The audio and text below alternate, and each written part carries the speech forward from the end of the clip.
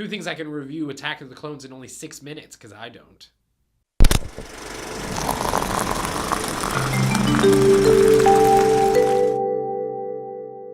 Okay, so if you watched my last video reviewing the pros and cons of Phantom Menace, I said I was going to do the same thing for Attack of the Clones in this video, but here's the thing. Attack of the Clones is really, really, really, really bad.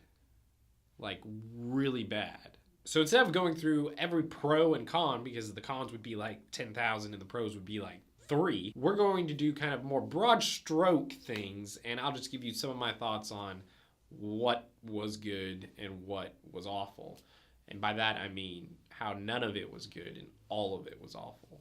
So there are kind of 3 big issues with this movie, and everyone has talked about them before, but I'm going to do it again because I like the sound of my own voice. Number 1, we're supposed to care about a love story, which is awful. So love is a tricky thing, and clearly George Lucas doesn't know what it is. It's like someone explained what love was to a monkey, and then the monkey told George Lucas how to write about love. In my mind, it's the clearest case of George Lucas just having no idea what actual people sound like. Number 2, another relationship, this one between Obi-Wan and Anakin. The characterizations between these two people, we're supposed to feel this relationship the two of them have. I mean, in the original trilogy, Obi-Wan says how him and Anakin were friends.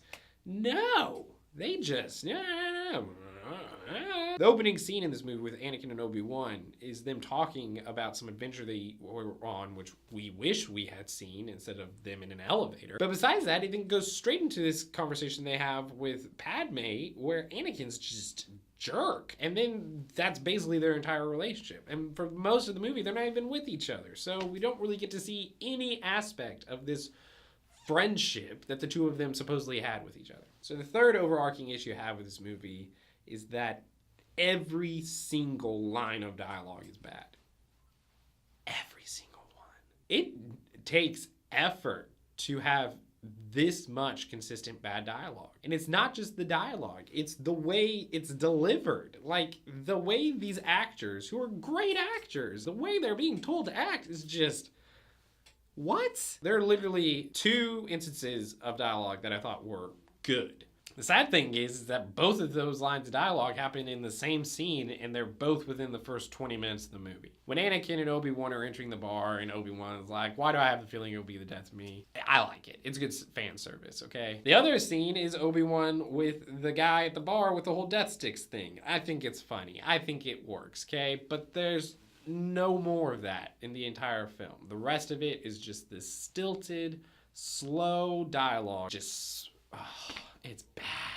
The basic outline for the movie, I don't have an issue with. If you presented the outline for this movie and the outline for The Phantom Menace, I would prefer the outline for Attack of the Clones. I think the layout of the scenes isn't perfect, but it could work. You could see how from this beat to that beat to this beat to that beat, it could be interesting. But every scene fails. In order for every single scene to fail, you not only have to have bad directing, awful dialogue, and incredibly poorly established relationship. And that's why those 3 things are my biggest issue with this film. They're in every single scene and you can't get past it. That's all I can focus on whenever I'm watching the movie. Now, I'm gonna throw out just a couple of noticeable other issues, which are just, why? They make freaking Jar Jar a senator.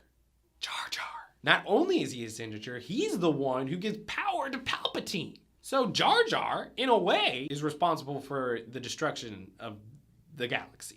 The 50s diner scene between Obi-Wan and that other dude just raises so many questions about space culture. There's a whole thing about how Jedi can't marry or fall in love, but you know how that's not been established at all? So every movie before this, the entire original trilogy, as well as The Phantom Menace, never brought up. Not an issue. And then suddenly, bam! Padme and Anakin literally just steal C-3PO from his adoptive family. They just take him. When Anakin and Dooku are fighting, Anakin literally sticks his arm out to be cut off. Like, there is no point. Go watch it. He's just like, hey. I know some people are a fan of bouncy Yoda with a little lightsaber, but it annoys me to no end. We take this powerful Jedi mythic character who's supposed to be so strong in the Force, and then we just have him bouncing around. Is the whole cane thing that he does usually like a shtick? Why you lying to us, Yoda? You can walk, you liar. The whole setup of the Jedi Coliseum fight is any kid's dream. It's tons of Jedi versus giant army of droids, and yeah, parts of it are cool. But at the same time, it's intercut with so many crappy things from C-3PO and R2, and so many bad insert shots of just Jedi that are clearly in front of CGI screens. And honestly, I have an issue with it just from a tactical standpoint of the Jedi's part. I mean, what was the plan here? Were they just all gonna get into a circle and let themselves die?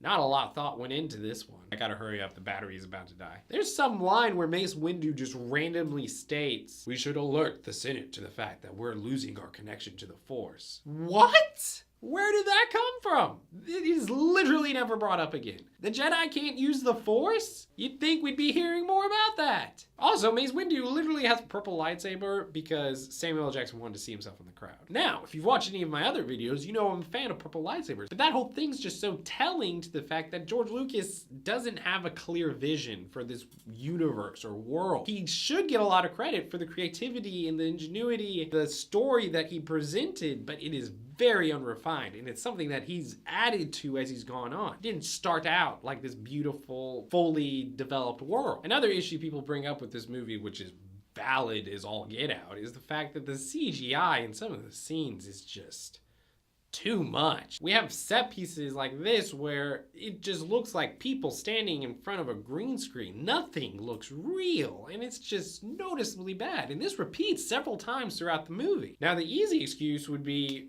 okay, how are they supposed to build giant set pieces like that, you know? They were testing out innovative new things to try and make it look real. But one thing I noticed when I was rewatching the prequels is the fact of when they came out. Phantom Menace, 1999, Attack of the Clones, 2002, Revenge of the Sith, 2005. What's interesting is during that time, another film trilogy came out. Here's a shot from Attack of the Clones, 2002. Here's a shot from The Fellowship of the Ring, 2001. I don't feel like enough people talk about the fact that the Lord of the Rings trilogy came out at the same time, basically, as this trilogy of movies. And the differences in production quality alone are so noticeable. One just looks fake, and the other looks like a fully realized world. That's the issue I have, ultimately, with the prequel trilogies. It doesn't seem like they're fully realized in George Lucas's brain. He just seems to be throwing random things at you, and only half of it seems like it sticks. Ultimately, overall, the movie just doesn't work. So that's my thoughts on Attack of the Clones. And honestly, it's the worst offering in the prequels, I feel like. It's just not good. And the problem is that, again, the setup could have been. But the love story, characterization, and dialogue just bring it all so far down. Okay, the battery's about to go, but I really only have one last thing to say. And I feel like it really ties everything together. And that's just that